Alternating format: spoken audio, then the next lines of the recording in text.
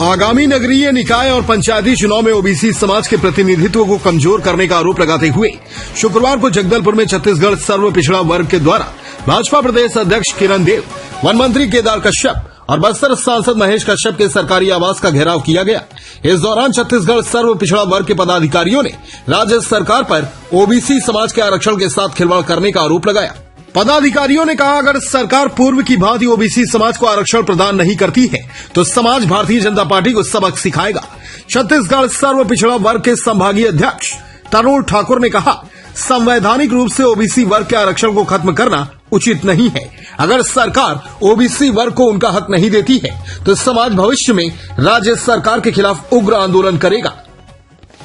Bureau report, Jagdalpur. जिस तरह से अरुण साव और किरण देव प्रेस कॉन्फ्रेंस करके हमारे पिछड़ा वर्ग समाज को ललकारने का काम किया, जो अनारक्षित सीट में भारतीय जनता पार्टी चुनाव लड़ाएगी, इस तरह की कहना उसको हम ओबीसी समाज घोर निंदा करते हैं। क्योंकि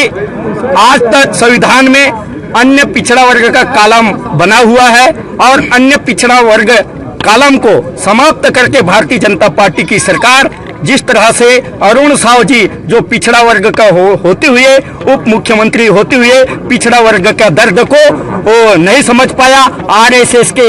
ये से नाच रहा है। हम ओबीसी समाज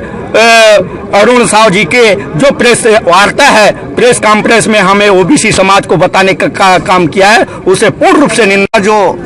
घेराव का कार्यक्रम था पूरे बस्तर संभाग मुख्यालय में, और इस घेराव कार्यक्रम में हम लोग हमारा जो पिछड़ा वर्ग समाज का जो पंचायत त्रिस्तरीय चुनाव में नगर निगम, नगर पंचायत और नगर पालिका में जो शून्य हो गया है, जो सरकार